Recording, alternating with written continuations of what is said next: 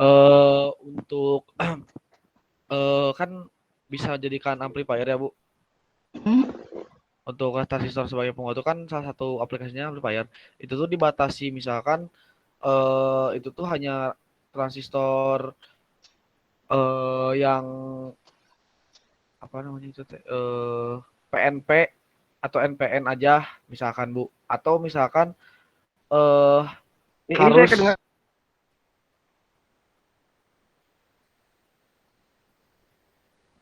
Ya, gimana Chandra?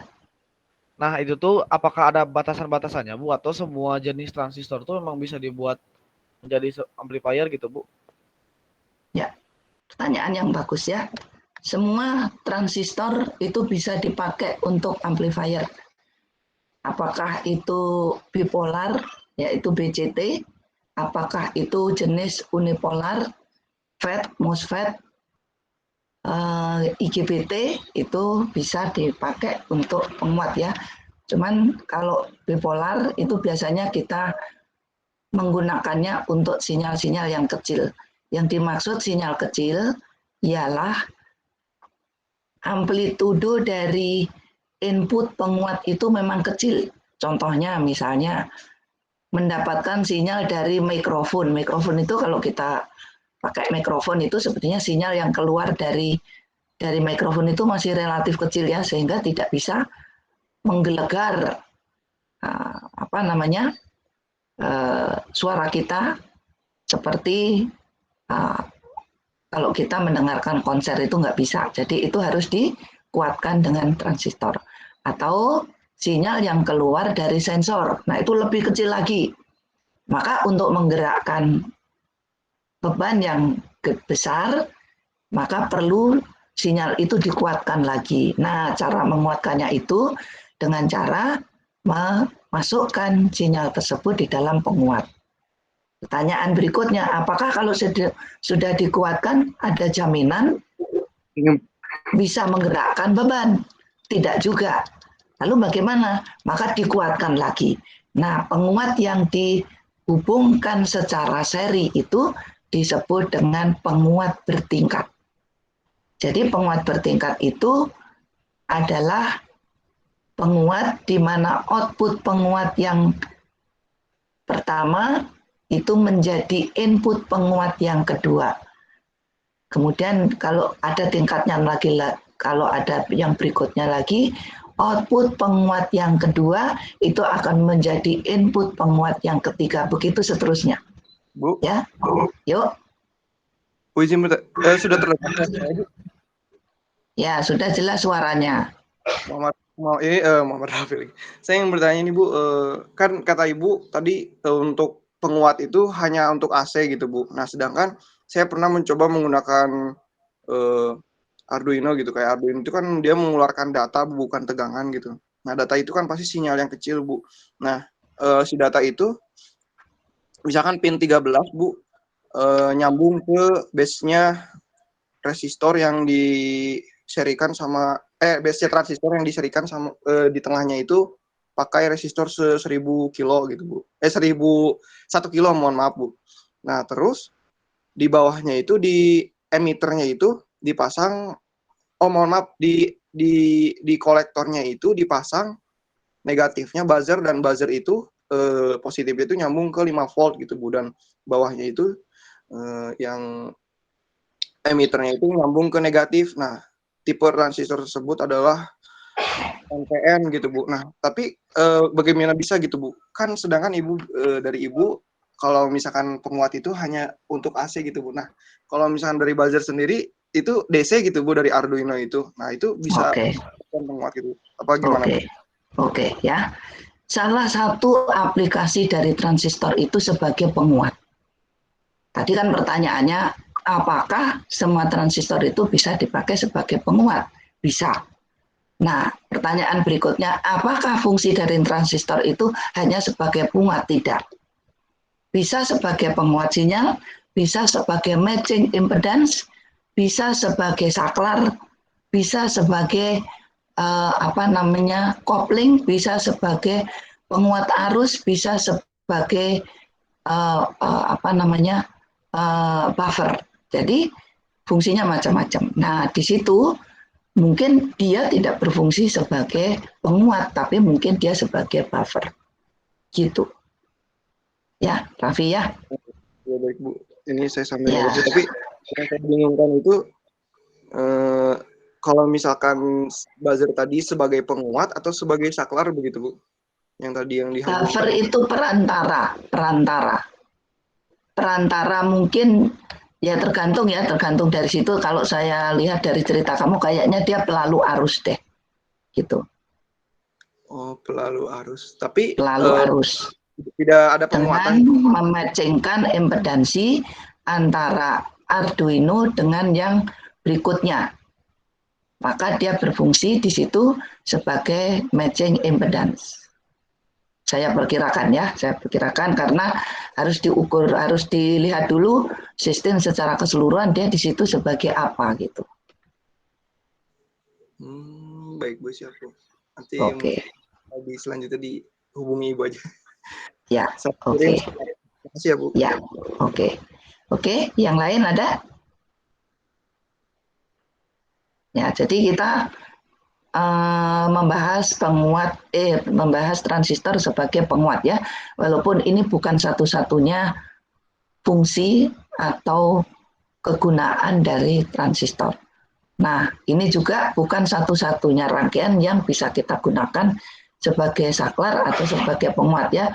Untuk beban yang besar maka ada jenis transistor yang berdaya besar.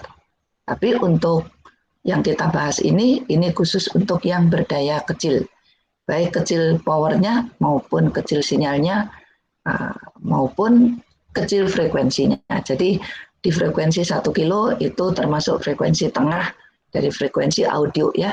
Frekuensi audio itu rentangnya berapa?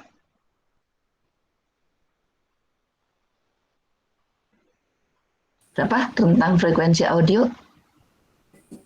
Artinya frekuensi yang bisa didengar oleh telinga manusia pada umumnya ya. Berapa? Antara 20 sampai 20.000 dengan 20 kHz ya. Ya, itu sudah bagus banget kalau kalian bisa mendengarkan frekuensi-frekuensi tersebut. Nah, kemarin kita sudah sampai pembahasan bagaimana transistor itu bisa menguatkan sinyal ya. Kita lanjutkan sekarang dengan rangkaian bias.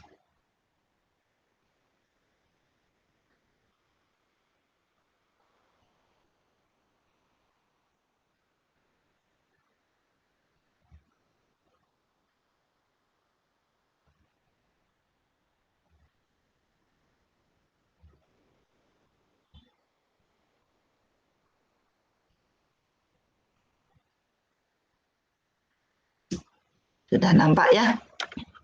Nah, sekarang kita mulai dari rangkaian bias dengan membuat analisis DC. Ini ada beberapa note buat kalian bahwa pembahasan ini targetnya kalian bisa menjelaskan fungsi dari rangkaian bias, menyebutkan macam-macam rangkaian bias, menjelaskan prinsip kerja rangkaian setiap rangkaian bias, menentukan titik kerja sebuah transistor, karena ini kuncinya di situ, kemudian menguji kondisi transistor, apakah dengan rangkaian tersebut transistor aktif, mati, atau saturasi. Nah, yang terakhir bisa merancang rangkaian bias ya. Kemudian tentunya sebelum kita membahas itu, kalian sudah harus dapat menggambarkan simbol dari transistor BCT yang akan kita bahas. Semuanya sudah bisa. Kemudian nah ini kok gimana sih? Dapat menjelaskan prinsip kerja transistor. Saya harap kalian belum lupa bagaimana cara kerja transistor, minimal bagaimana cara mengaktifkan transistor. Masih ingat ya? Ada yang masih ingat? Masih Bu. Masih Bu. Ya, Output yang mengalir dari emitor ke kolektor ditentukan oleh besarnya arus yang mengalir ke basis Bu. Nah, siapa ini? Aldi, Bu. Tadi. Transistor itu bisa bekerja kalau gimana? Kalau emiternya Emitter ke kolektor ditentukan oleh besarnya arus yang mengalir ke basis, Bu. Kok arus? Kok arus dioda itu kerjanya berdasarkan tegangan apa arus? Jangan. tegangan. Tegangan. Jadi bagaimana mengaktifkan transistor? Berarti sama kayak dioda. Ya, bagaimana? Emitor mendapat bias maju, kolektor bias mundur. Kenapa emitor kolektor diodanya ada di mana? Karena emitor itu diodanya berlawan seperti ini, Bu. Ya, Apa sih namanya? ada yang bisa jawab? Bagaimana cara mengaktifkan transistor? Oh, itu, Bu. Jika pin basis ke emitter dialiri forward bias. Kok dialiri terus sih? Yang mengalir itu apa? Yang mengalir itu arus. Nah, ada arus dulu, baru ada tegangan, apa ada tegangan dulu, baru ada arus? Ada tegangan dulu baru ada arus. Nah, jadi gimana supaya arus bisa ngalir? Kan kalau diodanya aktif. Jadi pertanyaannya bagaimana cara mengaktifkannya kan? Ada yang bisa jawab? Wah, gawat nih. Udah mau UAS ya? Nggak bisa bedain tegangan sama arus gimana? Ya, Basis emiternya bias maju dan basis kolektornya bias mundur, Bu. Maka transistor akan aktif. oke. Apa artinya bias maju? Kalau itu transistornya misalnya NPN.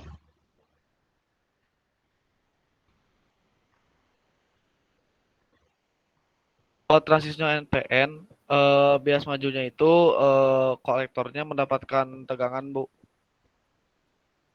Mendapatkan tegangan yang lebih besar daripada di anodanya.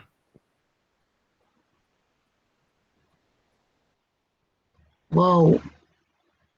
Nah, saya kira kalian sudah paham ya. Ternyata masih salah juga. Nih gimana? Dari mana ya errornya ya? Perasaan kemarin sudah baik-baik saja. Ternyata lewat juga. Oke deh, saya stop sharing. Saya ganti. Jadi kalian rupanya tidak paham atau tidak membaca buku ya. Ya. Sudah? Ada? Udah ada, Bu. Ada.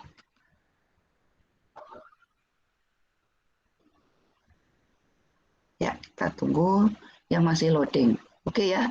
Jadi transistor itu kalau digambar rangkaian ekuivalennya adalah seperti ini. Ini kalau NPN, ini kalau PNP. Baik NPN maupun PNP, maka cara mengaktifkan transistor itu kalau dioda antara basis dan emitornya itu di bias forward, dan dioda antara basis dan kolektor itu di bias reverse. Nah, kalau kalian ngomong kolektor dan emitor itu adanya di sini dan di sini, kejauhan. Karena kuncinya ada di aktif atau tidaknya transistor dioda ini. Paham sampai sini? Paham, Bu. Ya. Jadi bagaimana cara mengaktifkan transistor? Dioda pada basis emitter diberi forward bias dan dioda pada basis kolektor diberi reverse bias. Ya. Nah, selanjutnya kalian bisa teruskan apa artinya forward untuk NPN dan PNP. Itu beda. Tapi dua-duanya yang ini forward, ini reverse sama. Tapi dalam aplikasinya maka tegangan yang diberikan untuk BE antara NPN dengan PNP itu beda. Nah, sekarang teruskan statement yang tadi, Apa artinya forward untuk NPN?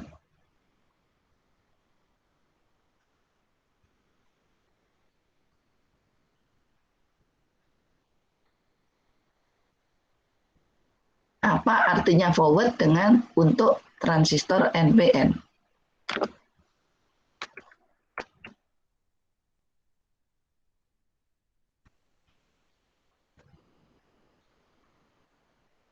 Halo? Itu bisa dilihat dari posisi diodanya nggak, Bu? Bisa dilihat dari, ya bisa ya, Diodanya. harus dilihat dari situ, iya. Posisi diodanya ya? Ya. Coba Alfi, ada? Silahkan menjawab. Apa yang dimaksud dengan forward untuk transistor NPN di sini? Apa maksudnya basis emitter di bias forward? Maksudnya apa tuh? Alfi ada? Hadir Ibu. Ya. Apa maksudnya? Asri? Diandra? Siapa Bu, boleh aja saya yang mencoba, ada? Bu? Ya, silakan. Kalau dari yang saya perhatikan kan kalau itu tuh diodanya, kalau yang NPN ya Bu ya, yang NPN itu kan diodanya bertolak belakang begitu, yang dari yang diodanya tuh arahnya ke C dan ke E. Nah, kalau misalkan secara dioda kan kalau konsep dasarnya tuh dikasih tegangannya di anoda. Berarti kalau misalkan ini kan anodanya itu yang dari arah base. eh dari pengamatan saya tuh sepertinya ketika tegangannya diberikan pada base, Bu. Jadi mengalir dari base ke emitter. Nah, lo ngalir lagi. Oh, Bu, maksudnya ada tegangan. Pertanyaannya coba dengar pertanyaannya. Apa yang dimaksud bias forward yang ini untuk transistor tipe NPN? Apa yang dimaksud forward di sini?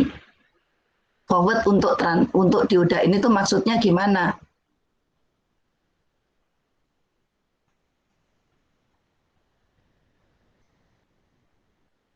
Masih ingat dioda kan? Masih, Bu? Masih. Dioda itu kan cuma dua toh kakinya. Iya, Bu. Anoda sama katoda toh. Betul. Nah, bagaimana dia disebut forward? Ketika tegangan pada anoda lebih besar daripada tegangan pada katoda. Nah, jadi anodanya di sini tegangan apa? Tegangan basis. Basis. Tegangan, Bu. Katodanya tegangan. Benar. Nah, jadi kalau pertanyaannya apa yang dimaksud bias forward di sini artinya Oh, tegangan pada basis lebih besar daripada tegangan pada emitter. eta. Kalau reverse biasnya itu Nah, berarti sekarang kalau tegangan. yang ini, coba perhatikan. Ini sama-sama kita definisikan forward kan? Betul, Bu. Ya, coba tadi kamu catat, kalian catat nih. Forward bagi NPN itu kalau tegangan basis lebih besar dari tegangan emitter. Nah, sekarang untuk PNP, ini juga forward, tapi artinya kan beda. Kalau untuk forwardnya NPN, gimana nih maksudnya? Tegangan pada basis lebih kecil daripada tegangan pada emitter, Bu. Iya, balik dengan yang ini. Paham ya? Paham, Bu. Ada yang nggak paham? Ada yang nggak paham? Asri, Alfi? Gilang, Bu, belum terlalu paham, Bu. Gilang, kamu tahu dioda nggak? Ya. Tahu. Bu, Tahu. bertanya. Gimana dioda Ini Bekerja tegangan anoda lebih besar daripada katoda. Oke, kamu tahu ini anodanya ada di mana? Di kaki apa? Di titik apa? Base. Basis. Berarti Basis, kalau ya. anoda harus lebih besar dari katoda, berarti supaya ini terbias forward, berarti Berarti tegangan B basis lebih besar dari tegangan basis lebih besar dari emitter. ya Ya. lebih besar dari tegangan emitter. Oke, paham? Paham nggak, Gilang? Ini Gilang Permana ya? Halo? Udah paham? Paham, Bu. Halo, Kalau yang Gilang. C-nya gimana, Bu? Sama. Halo, Gilang. Ya, Ya. ini udah paham? Paham. Kalau yang C-nya berarti yang E-nya udah. Nah, sekarang yang ini basis harus dibias. Ini basis kolektor itu harus dibias reverse, bukan forward, supaya transistor ini aktif. Nah, artinya apa dibias reverse itu? Mana nih anodanya yang mana? Anodanya di kaki berapa? Di kaki apa? basis, Bu. Basis. Katodanya di kolektor. kolektor. Jadi kalau supaya dia terbias reverse, berarti siapa lebih kecil, siapa lebih besar? Berarti Konektor lebih besar daripada basis. Kolektor lebih besar anoda lebih dibandingkan besar. dengan basis. Kenapa, Bu? Lah. Kalau forward gimana? Kirain teh basis lebih besar. Ini basis kan kalau forward yang basisnya lebih. Gilang. Coba lihat.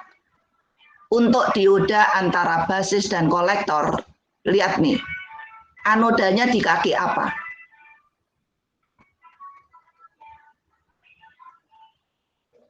Anodanya di kaki apa? Gilang. Anodanya di kaki B.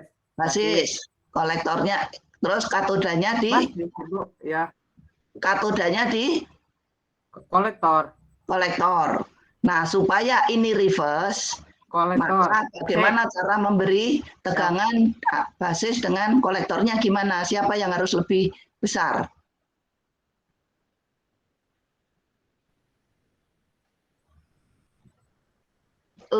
Reverse itu apa ya, Bu?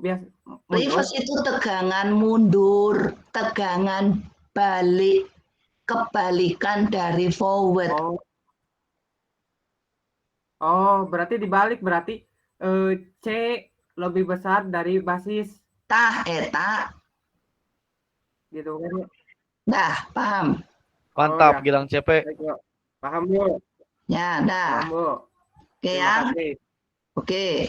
Nah, dah, itu diingat-ingat. Jadi kuncinya bukan di kolektor emitter, tetapi kuncinya itu ada di dioda-dioda ini.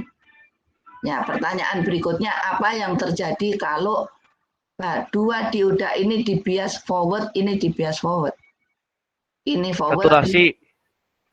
Akan saturasi. Ya. Apa itu saturasi, Bu? Kalau reverse? Cut off.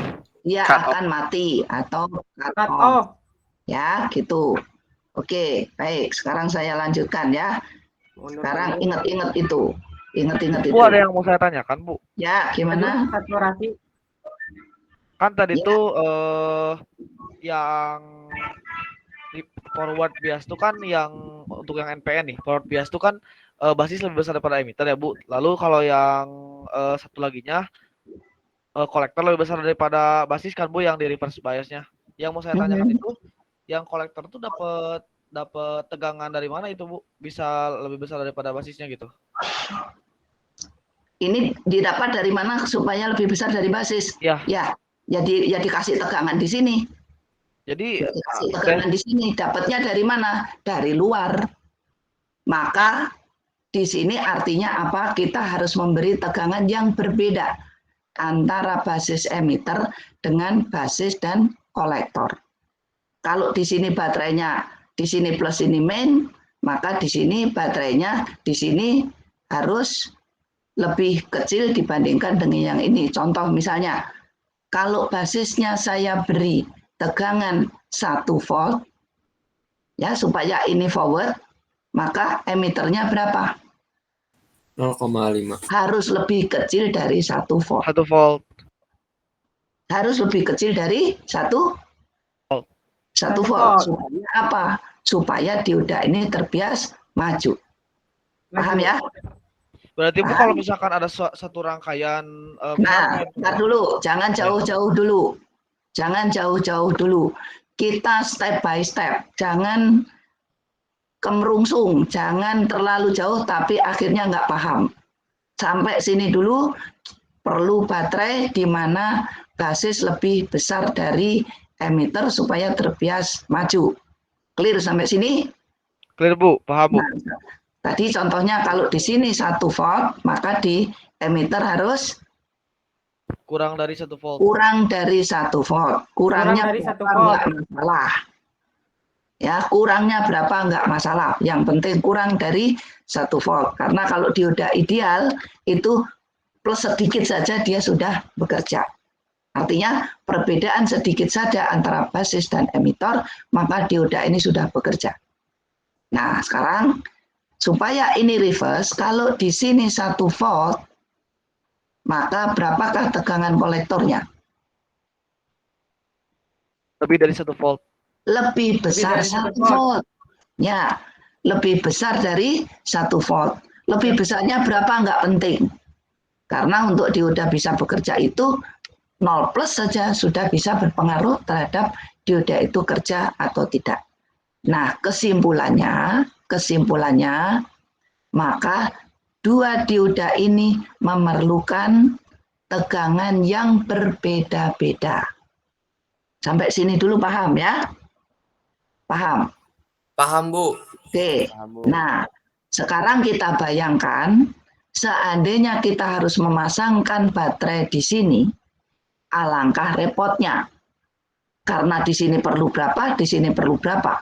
Atau di sini perlu berapa, ini perlu berapa, ini perlu berapa. Alangkah repotnya. Maka dibuatlah sebuah rangkaian yang disusun di luar diri dari transistor ini supaya memenuhi persyaratan ini. Ini forward, ini reverse. Nah, apa rangkaian itu? Itu namanya rangkaian bias. Itulah yang akan kita bicarakan sekarang. Clear? Clear Bu. Clear. Oke. Sekarang saya akan mulai di sini. Ya, maka kita belajar sekali lagi jangan ngapalin tapi memahami cara berpikirnya. Jadi sekali lagi ini perlu kalian paham betul bagaimana mengaktifkan transistor ya. Dari yang contoh tadi dapat kesimpulan bahwa ternyata untuk mengaktifkan transistor maka perlu tegangan yang berbeda-beda untuk dua dioda antara basis emitor dengan basis dan kolektor. Nah, sebelum kita lanjutkan, ini ada kaitannya dengan gambar grafik karakteristik. Ada konfigurasi, ada common base, common emitter, common kolektor. Kemarin kita juga sudah melihat jenis-jenis dari grafik karakteristik. Kemudian daerah kerja, kalian juga sudah paham ada berapa daerah kerja? Ada 3 Bu. Ada 3. Ada 3 Bu. Ada 3 apa saja? Saturasi, Berarti cut off dan dan daerah kerja transistor. Saturasi, cut off. Dan Udah. aktif. Daerah aktif. Daerah aktif ya. Jadi ada saturasi, ada aktif, ada cut off. Nah, kemudian kemarin kita juga sudah mengenal apa yang disebut garis beban. Nah, ada yang masih ingat apa itu garis beban?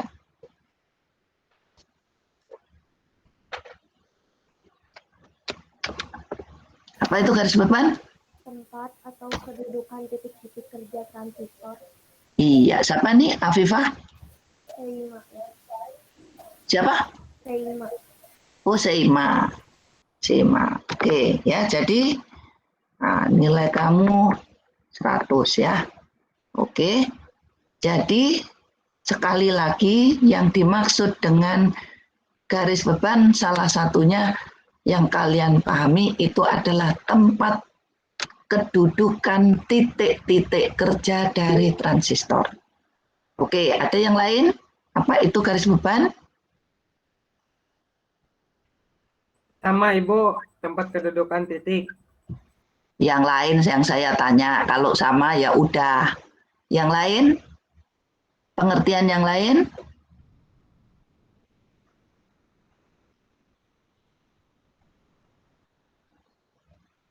Ada yang bisa jawab? Garis yang menghubungkan apa?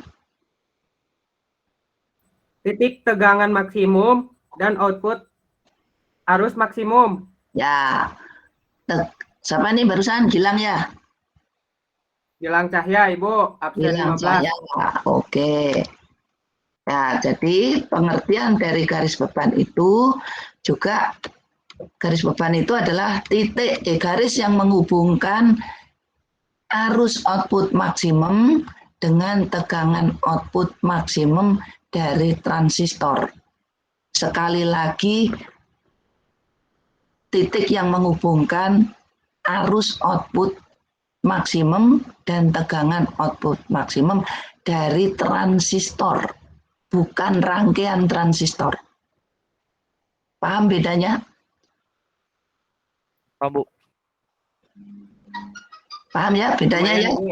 Kalau transistor itu artinya device-nya, komponennya. Kalau rangkaian itu sudah ditambahin macam-macam, mungkin titiknya sudah bukan ada di kolektor, basis, dan emitter lagi, tapi mungkin sudah disambung-sambung, mungkin di titik yang lain lagi. Ya. Jadi sekali lagi, garis yang menghubungkan antara tegangan output dan arus output transistor itu disebut garis beban. Lalu apa garis beban itu? Garis beban adalah tempat kedudukan titik-titik kerja dari transistor. Kalau titik kerja itu bergeser, maka pergeseran itu sepanjang garis beban itu. Oke ya, clear ya sampai di sini. Kemudian kita lanjutkan. Nah, ini baru. Mengapa transistor itu perlu perlu bias, perlu tegangan bias?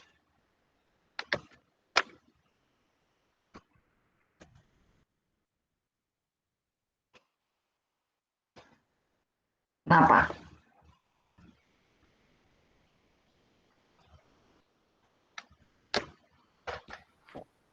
Halo? Tegangan bias tuh yang tadi kayak bias forward, reverse bias gitu, Bu. Iya, kenapa kok perlu dibias? Karena transistor Kan itu biar adalah aktif, Ibu, bekerja. karena pada dasarnya transistor itu kan dua dioda yang bersatu gitu, Bu. Sedangkan dioda kan konsep Ya dasarnya tadi untuk siapa menyalakan tadi yang singkat tadi siapa? hilang. Gilang Cahya, Ibu. Gilang Cahya. Kenapa perlu? Bang, Tadi karena transistor itu termasuk komponen aktif. Perlu, ya. Ya, komponen aktif ya. Sehingga untuk bisa difungsikan, maka dia perlu bias dari luar, yaitu tadi itu tegangan tertentu, di mana BE itu harus forward, BC itu harus reverse. Karena kalau forward dua-duanya jadinya saturasi, kalau reverse dua-duanya maka transistor itu tidak aktif. Nah, pertanyaan berikutnya, bagaimana cara memberi bias pada transistor? Tadi sudah dijawab ya, yang satu forward, yang satu reverse kalau mau aktif. Kalau mau bikin saturasi, forward-forward. Kalau mau bikin mati ya dikasih reverse-reverse, pasti mati. Bagaimana cara menentukan titik kerja transistor? Nah, pertanyaannya sekarang, karena kita tahu tadi bahwa ternyata untuk mengaktifkan transistor itu perlu tegangan yang berbeda-beda.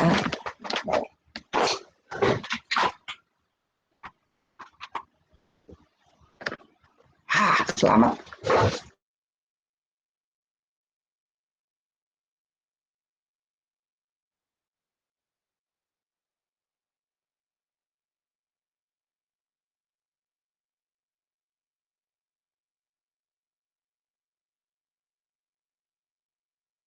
Tes. Si CP MPP-nya apa iya-nya? Mantap pisan sih jigana kamar teh muka boiler we. Halo, Bu. Gitu teh. Halo. halo Bu. Halo Bu. Halo. Halo Bandung. Ini emang jaringan orang nu butut. Halo. Nyampe. Enggak ibunya yang nge-skip. Ya. Bang jadi kita yang lagi deh. PES ya MVP PES ya MVP mah iya the best mana. Menjadi anak bupen ini Lain ya si Kang CP Garis. man of the match aslina ieu mah. Itu Asli, aina men. orang kersemangat kersemangat biasa. Anjay. Mantap cewek. Ribet.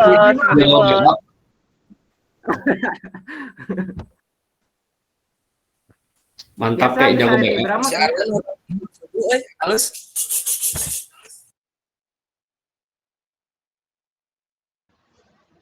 Ya, sorry.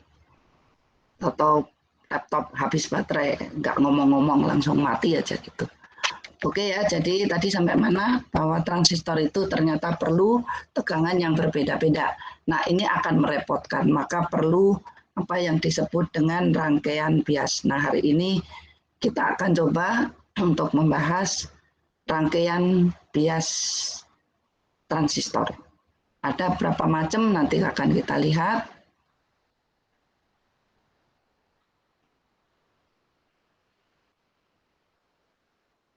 Ya, sudah nampak ya.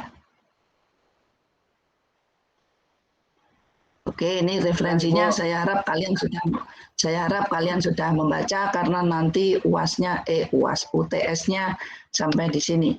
Jadi tergantung dari seberapa jauh kalian membaca dan seberapa jauh kalian menyiapkan diri untuk mempelajari ini. Nah, sebelum kemarin kita sudah sampai di sini ya. Jadi sekali lagi ini titik kerja, ini bisa berubah-ubah, bisa ke sini mendekati saturasi atau ke bawah mendekati titik mati atau mendekati titik kerjanya. Nah, ini kayaknya geser deh ini ya gitu. Ini kayaknya geser, ini harusnya di sini nih. Wah.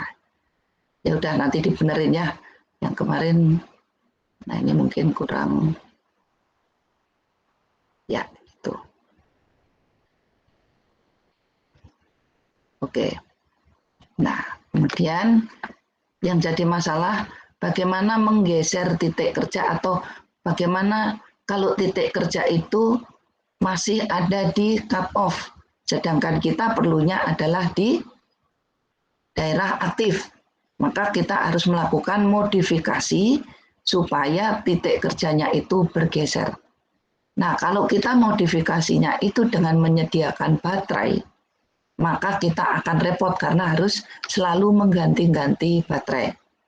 Maka dibuatlah suatu rangkaian yang disebut dengan rangkaian bias. Bagaimana cara menentukan rangkaian bias? Nah, itu kita bisa menentukannya melalui apa yang disebut dengan analisis DC. Nah, jadi kenapa kita perlu rangkaian bias? Jadi kalau dibalik pertanyaannya, kenapa perlu rangkaian bias?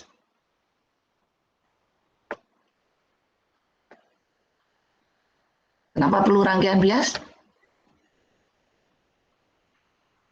Halo?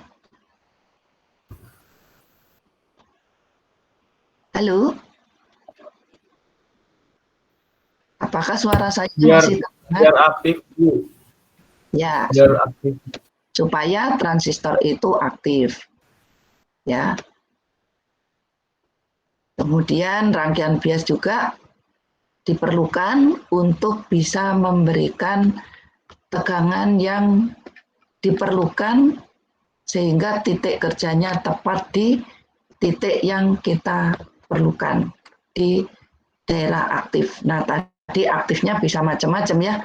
Aktifnya bisa pas di tengah, bisa agak ke sini, bisa agak ke sini, bisa agak ke saturasi gitu. Jadi bisa macam-macam.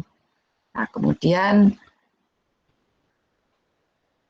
cara mengaturnya itu dapat kita lakukan melalui apa yang disebut dengan analisis DC di sini ya.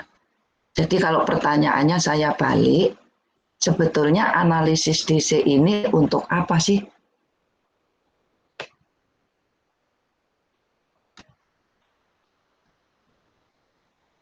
Untuk apa? Analisis DC untuk apa? Agar rangkaian bias bisa diatur-atur sesuai dengan kebutuhan, Bu. Siapa barusan? Muklis, Bu. Muklis. Untuk apa tadi? Untuk mengatur rangkaian bias sesuai dengan kebutuhan. Untuk mengatur rangkaian bias, untuk mengatur rangkaian bias atau untuk mengatur tegangan bias? Tegangan bias, Bu. Mengatur tegangan bias. Oke ya, jadi ada yang lain? Untuk apa mengatur tegangan bias? Sehingga titik kerja transistor bisa diatur sesuai dengan kebutuhan, Bu. Iya, jadi kalau pertanyaannya dibalik, jadi untuk apa analisis DC?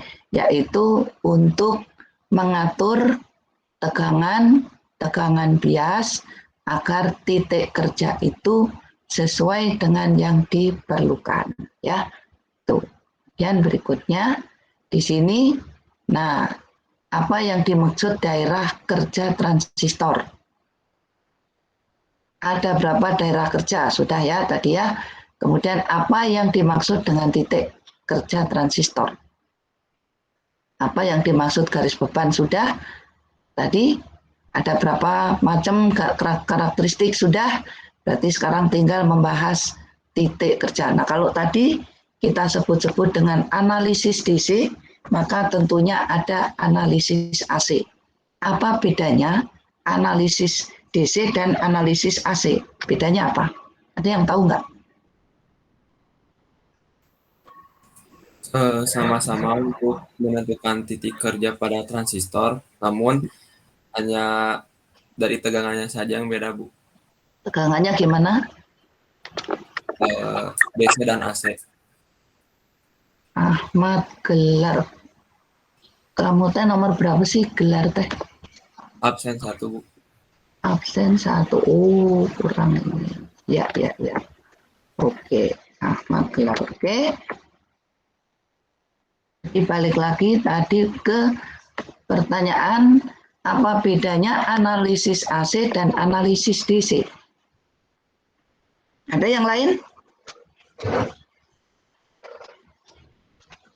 Jadi kalau analisis DC tadi ditujukan ujungnya itu, ujung dari akhir analisis DC itu kita mendapatkan keterangan atau informasi tentang kedudukan titik kerja pada daerah kerja. Apakah dia aktif, apakah dia saturasi, atau dia cut off. Ya, sekali lagi analisis DC itu untuk mendapatkan informasi tentang kedudukan titik kerja di daerah kerja transistor.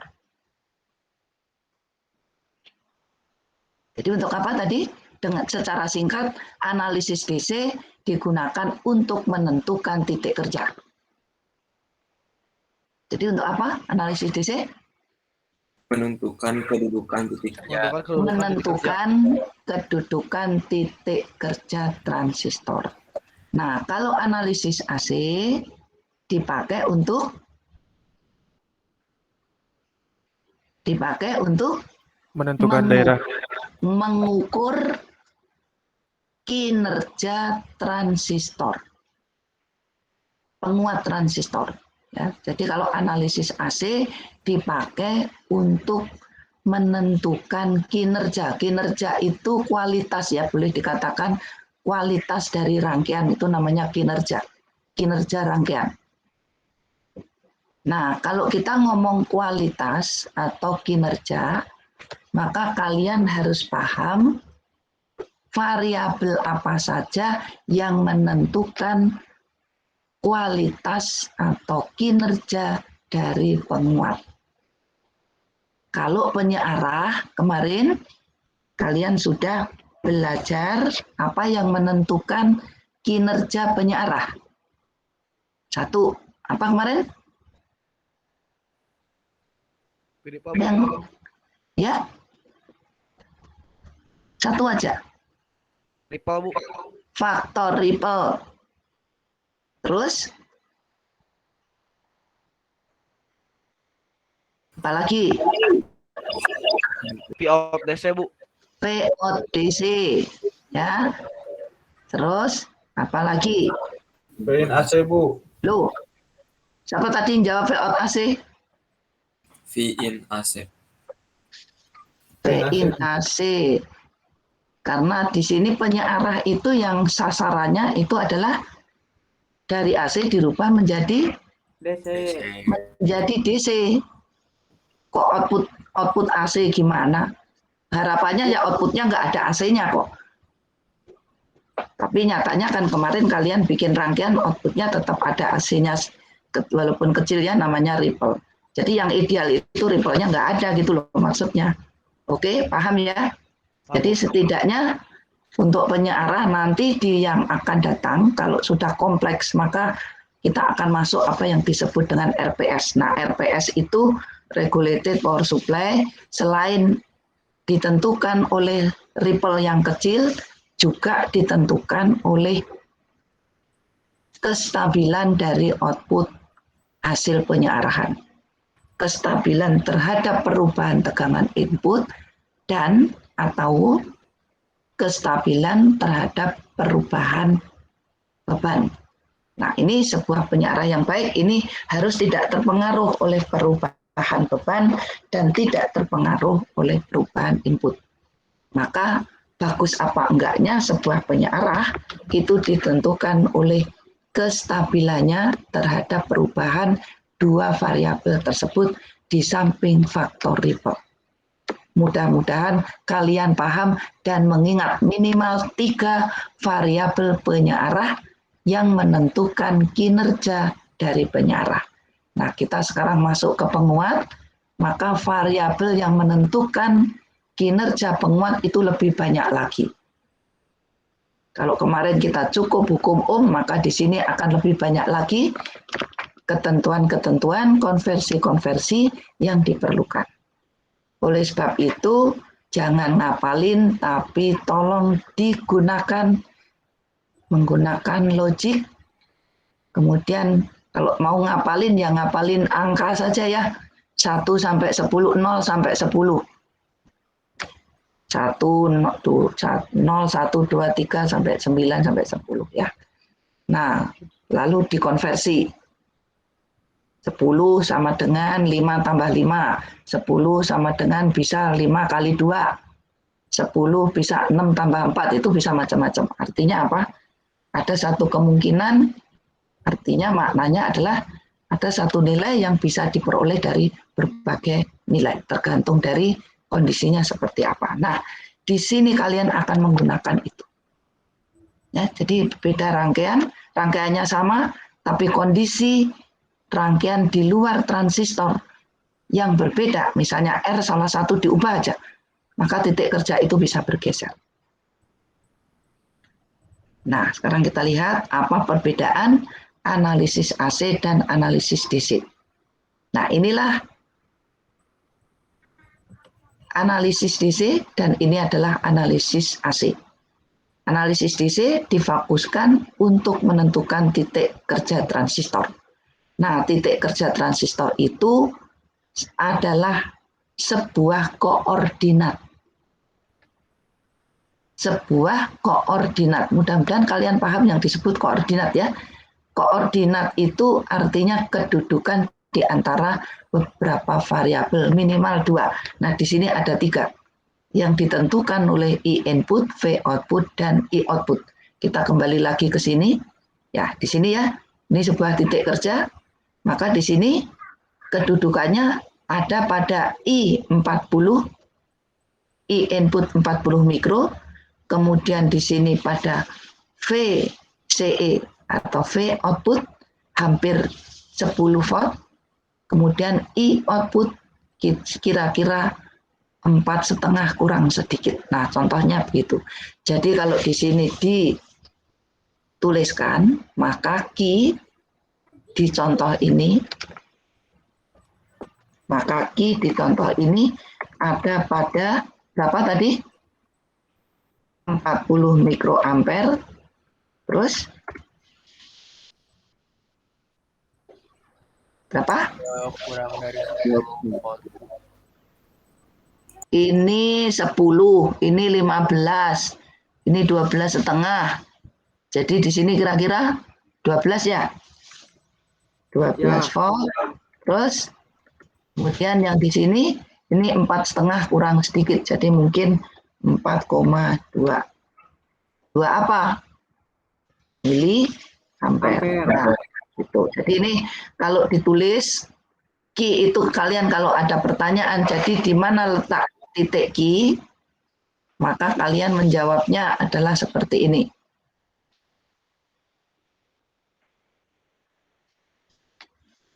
Ya, Q di sini atau di sini ya saya tulis di mana Q di situ berada pada posisi input 40 mikroampere, tegangan output di sini 12 volt dan arus output di sini kira-kira 4,2 miliampere gitu ya.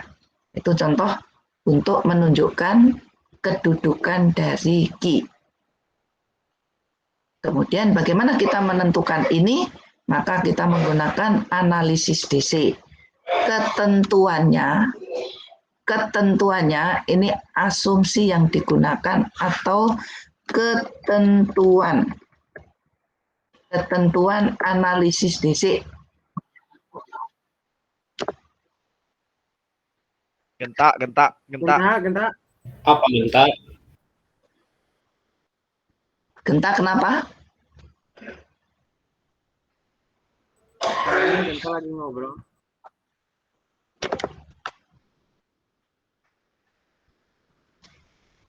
Ya, bisa diteruskan. Apa kalian ada kuliah lain? Tidak, Bu. Bisa diteruskan, Bu. Bisa diteruskan, Bu. Oke. Bisa. Oke ya.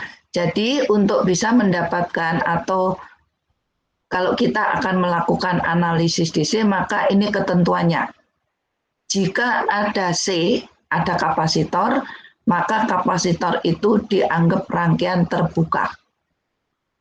Jika ada sumber DC, maka sumber DC itulah yang akan kita pakai untuk membuat analisis rangkaian.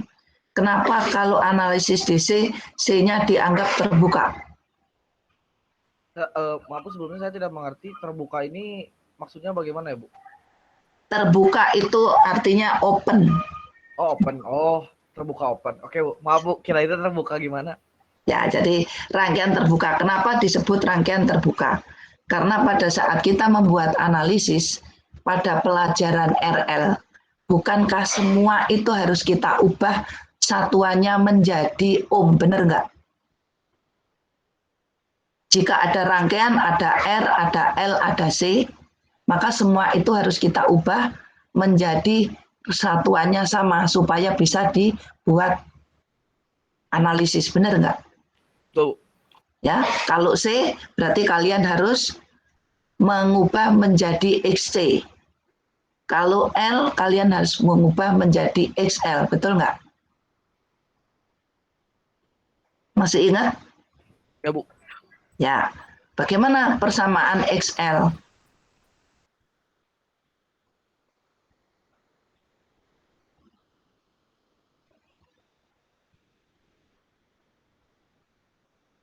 Bagaimana persamaan XL? Nanti kita akan banyak menggunakan itu ya. Makanya kenapa kalian diberi mata kuliah RL dulu. Supaya nanti bisa menggunakan untuk analisis selanjutnya. Jadi bagaimana menghitung XL? XC. XC. Gimana cara menghitung XC?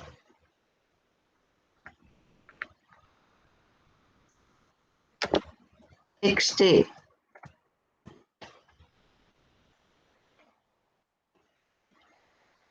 XL itu reaktansi induktif ya, Bu ya? Ya, reaktansi ada XL.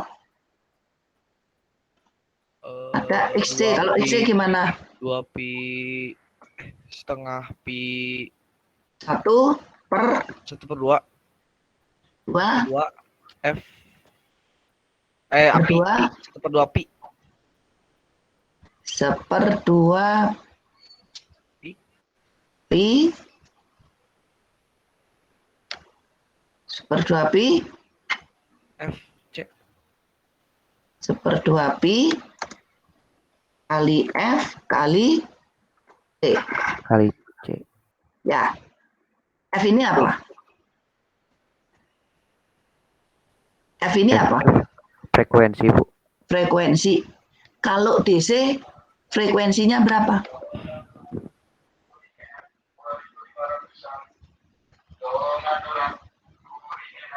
Kalau DC frekuensinya berapa? 1.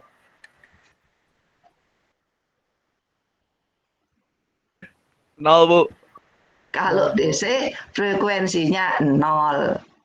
Artinya apa? 1 dibagi 0 kali berapapun, hasilnya berapa? Nol. 0.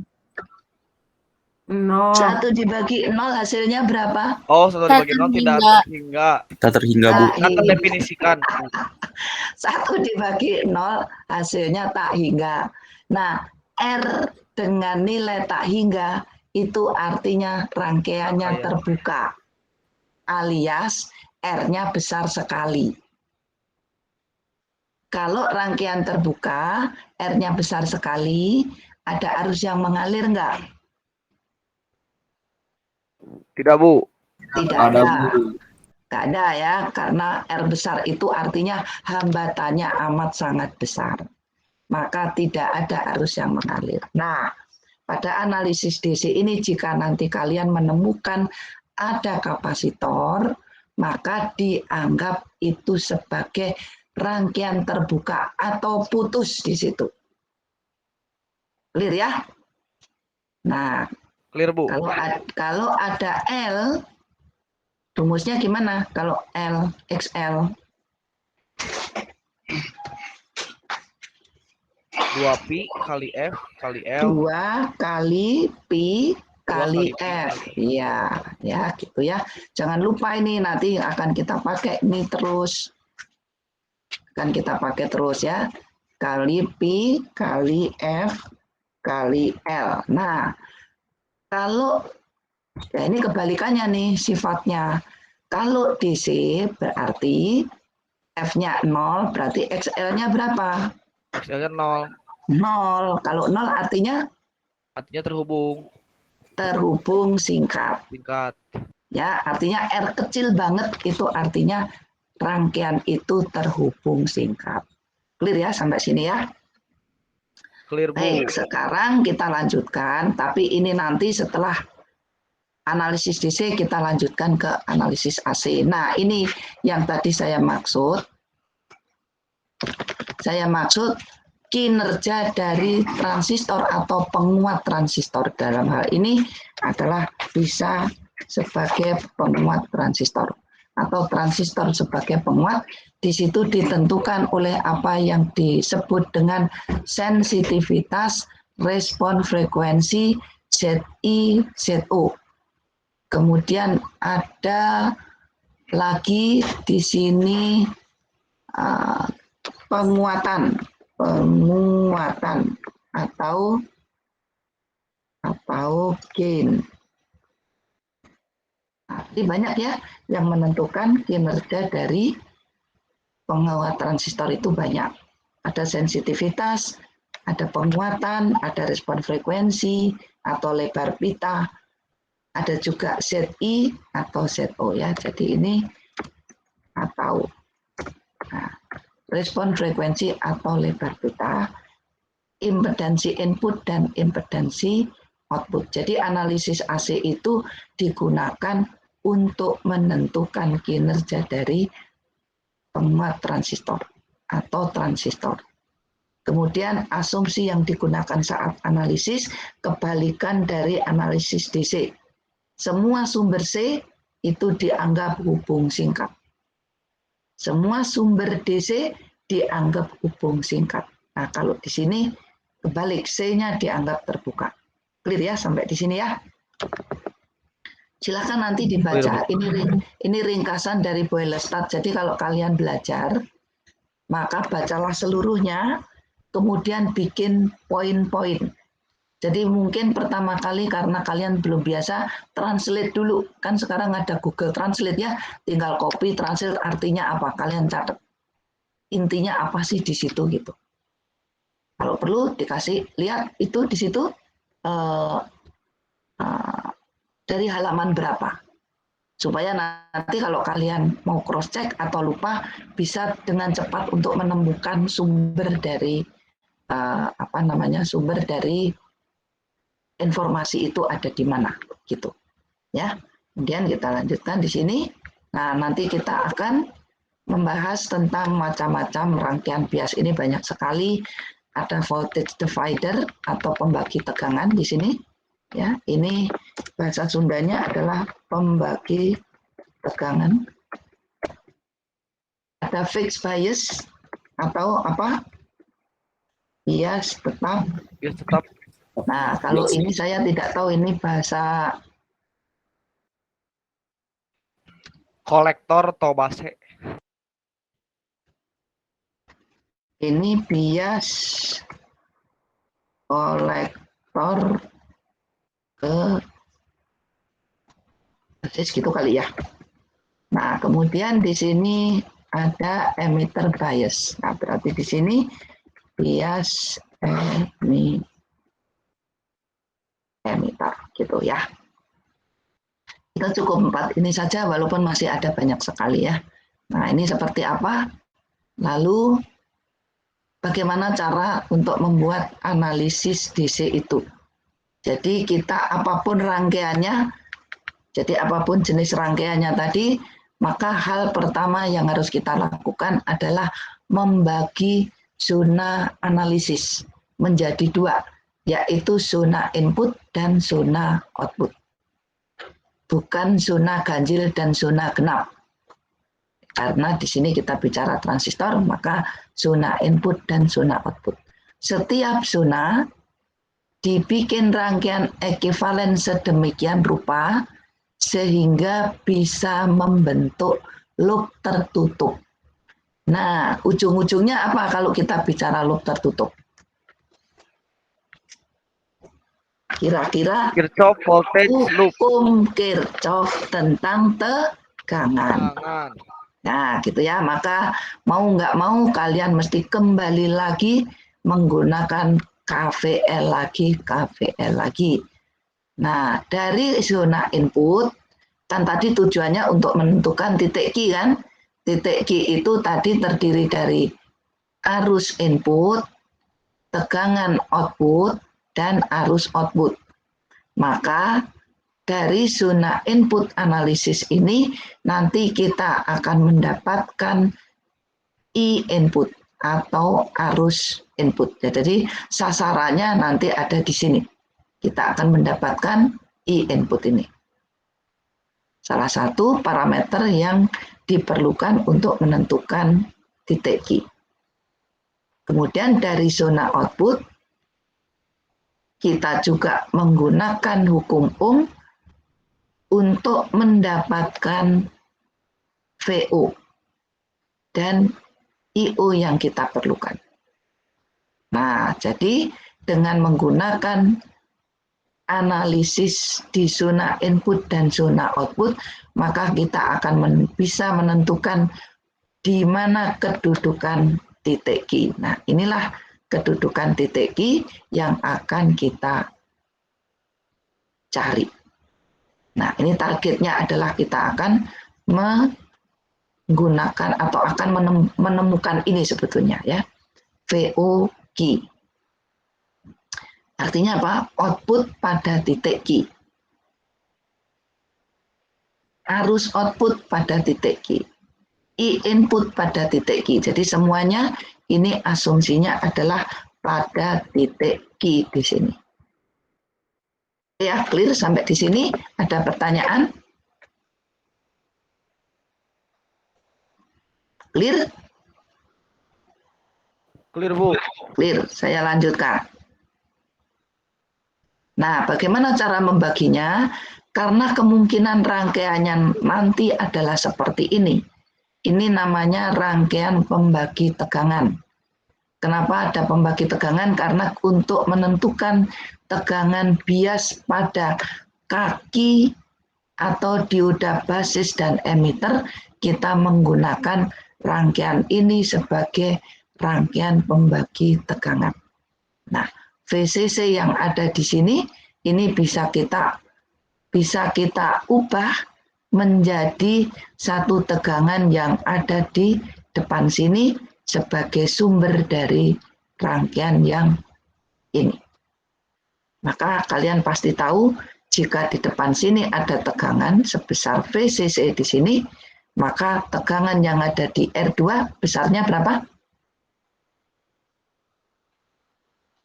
Berapa besarnya VR2 di sini? V sumber ini saya sebut saja sebagai VCC. Jadi VCC yang ada di sini saya pindahin ke sini. Ya, saya pindahin ke sini. Ini saya pindahin ke sini supaya kalian bisa membayangkan tentang pembagi tegangan itu sendiri. Jadi ini saya pindahin ya. Saya ambil di sini titik-titik. Nah, ini supaya kalian paham bahwa di depan sini itu ada sebuah tegangan sebesar VCC, yaitu sebesar sumbernya ini. Jadi berapa VR2? PR2 sama dengan R2 per R1 plus R2 kali VCC. Oke, bagus ya. Jadi itulah VR2. Kalian boleh bikin note di situ bahwa VR2 itu adalah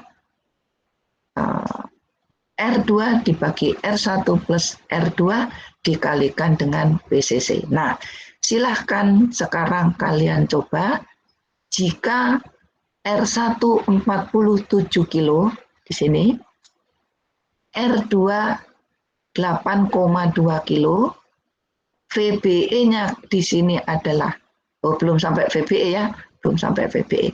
Ya, ini saja. VCC-nya 12, berapakah VR2?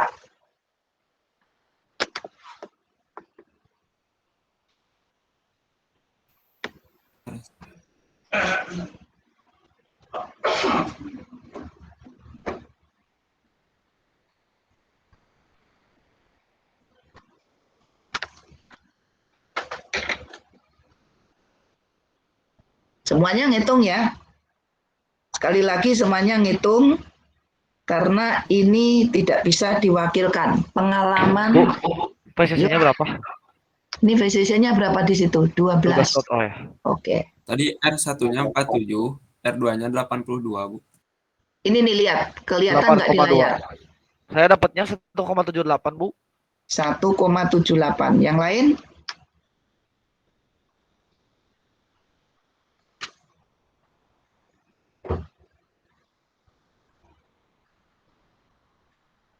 Yang lain sudah dapatnya berapa?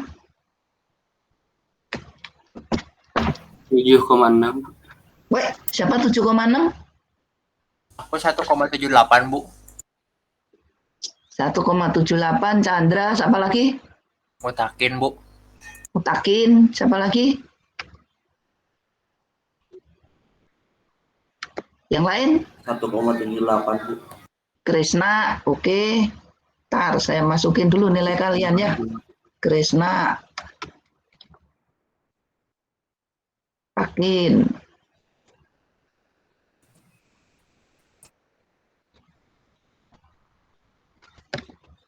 Terus apa lagi? Ahmad Gelar tadi belum.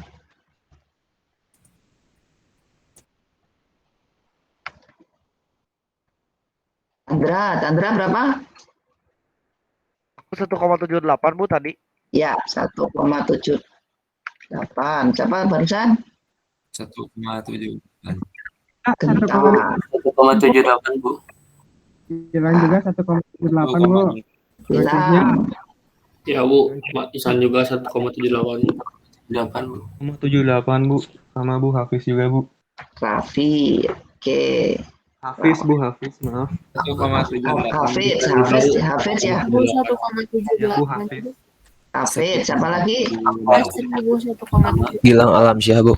Gilang. Terus Astri Ibu 1,7. Asri. Jafal Bu. Asri. Akbar. Aldi. Jafal Bu. Akbar Bu. Aldi. Terus Diandra ada nggak? Fatan juga sama Bu 1,78. Diandra 1,78. Fatan? Juga sama Bu. Ya Bu. Diandra. Oke. Agung? Akbar Bu. Akbar? Aku nggak ada. Sopi Bu. Sopi 1,7. Ada Bu, tapi ini aku lagi kita. Sofi. 1,78. Jafal Bu. 1,78 Bu. Isa Bu. Sofi. Siapa lagi? Vanessa Bu. Jafal Bu. Vanessa. Isa Bu. Novia Ibu. Novia.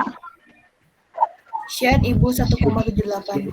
Sim. Arisi Bu 1,78. Claudia Ibu Siapa? Arisi sama?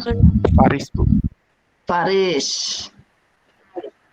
Yuk.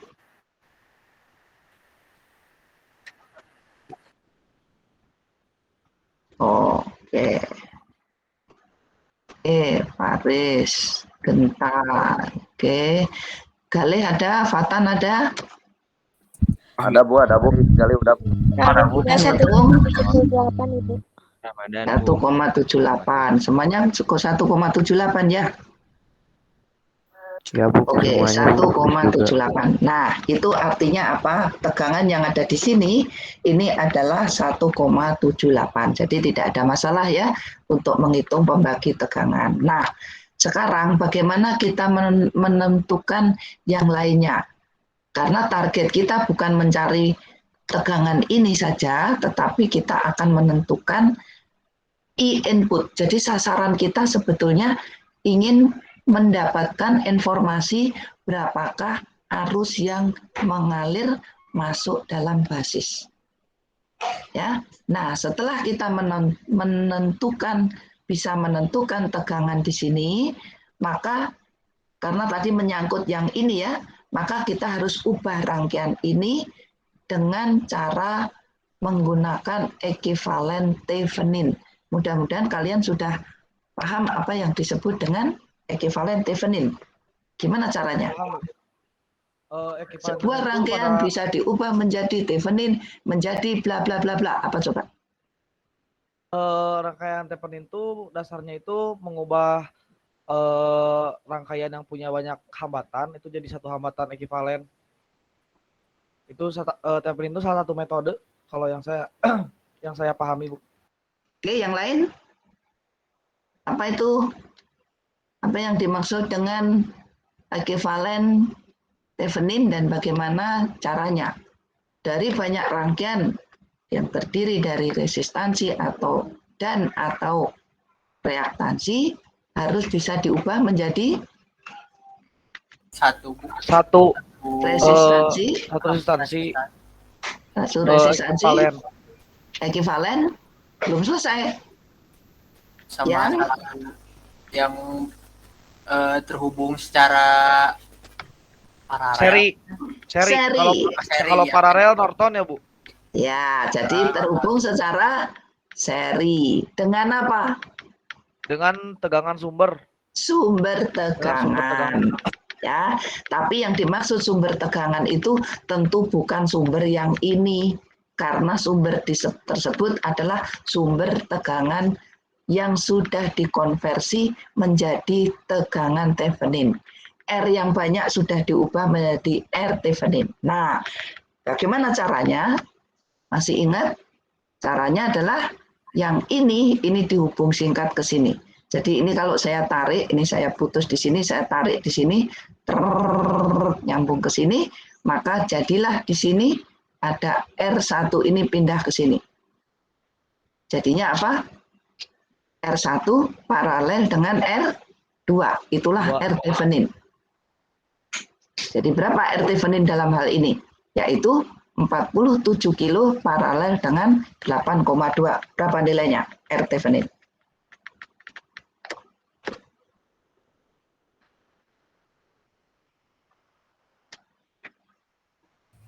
R Thevenin-nya Bu. 6,98. Benar. Yang lain? Yang lain berapa? 6,8.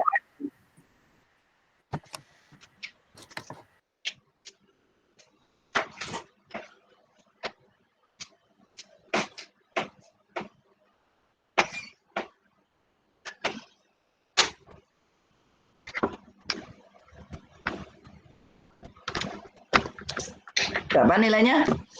6,9 Bu. Theveninnya 6,9 Bu. Thevenin hasilnya adalah 6,98 atau sekitar 7 kilo ohm. Ya, jadi V Theveninnya tadi berapa? V Theveninnya tadi berapa? 12 Bu. V Thevenin berapa tadi? V 12. Thevenin 12. V Thevenin itu V yang ada di sini tadi berapa? 1,78. Oh, 1. R2 dibagi dengan R1 tambah R2 dikalikan dengan VCC. Itulah V Thevenin. Berapa? Tadi ketemunya 1,78. Nah, 1,78 volt itu nanti akan diseri dengan sebuah R Thevenin atau R pengganti sebesar 6,98 kilo ohm. Sekali lagi menjadi sebuah rangkaian sebuah R sebesar kurang dari 7 kilo ohm seri dengan sebuah tegangan yang nilainya 1,7 volt. Jadi kalau digambarkan menjadi seperti ini.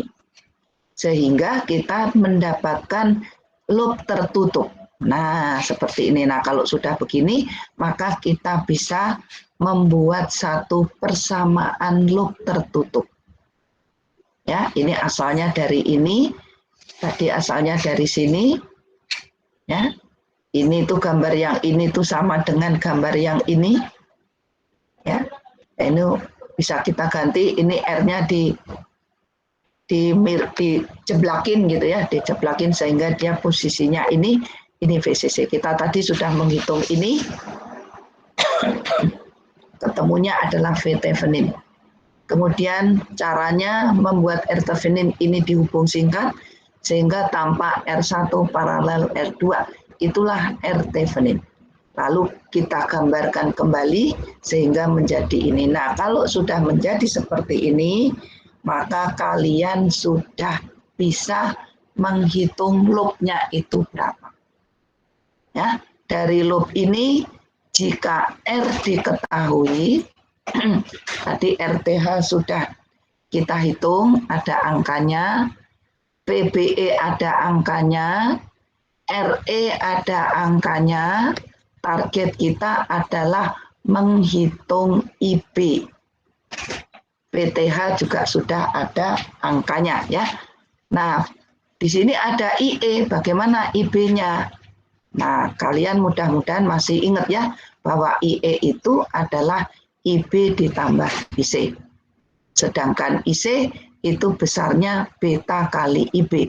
Jadi kalau IC ini kita substitusikan ke sini, maka kita akan mendapatkan IE itu adalah beta plus 1 dikalikan dengan IB. Maka persamaannya menjadi VTH dikurang IBRB dikurang VBE dikurang beta tambah 1 kali IB kali RE sama dengan 0. Nah, dari sini maka kita bisa mendapatkan nilai IB itu adalah tegangan VTH dikurang tegangan VBE dibagi dengan RTH atau RB. Jadi di sini RTH sama dengan RB ya. RTH ditambah beta tambah 1 dikalikan dengan RB. Ya. Nah, kita kembali lagi pada latihan yang ini. Silahkan dicatati VBE segini, beta segini, VCE ini, RC segini, RE segini. Pertanyaannya di manakah letak titik Q? Bu, boleh ke rumusnya sebelumnya, Bu? Saya belum selesai mencatat. Ya, oke. Kita kembali ke sini.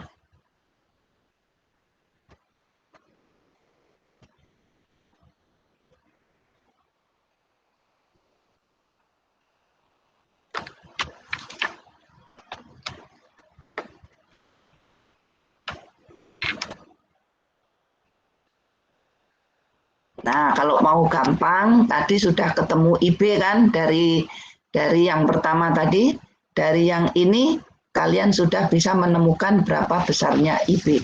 Karena VTH ada, nah ini VTH-nya ada, nah ini sudah ketemu ya, sudah ketemu nanti IB-nya berapa.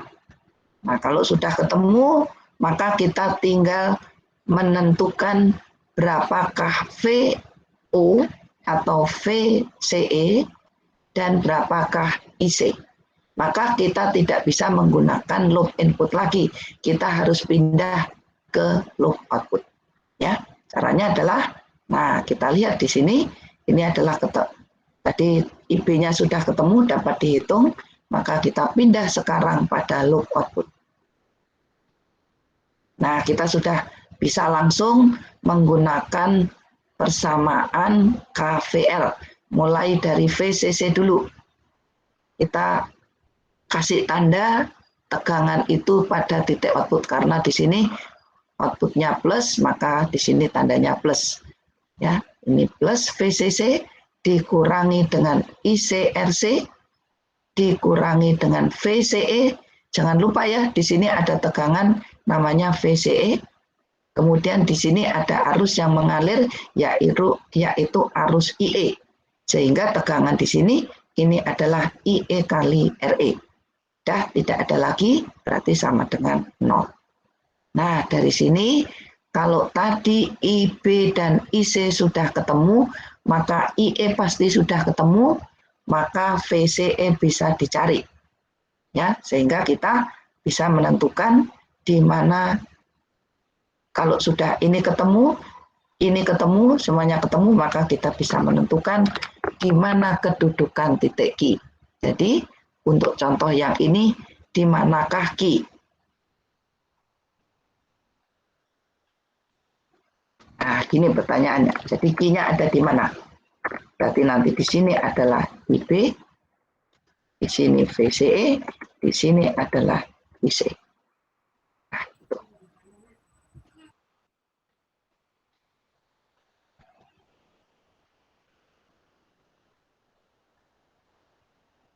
Ya, silakan masing-masing menghitung. Nanti UTS-nya sampai di sini.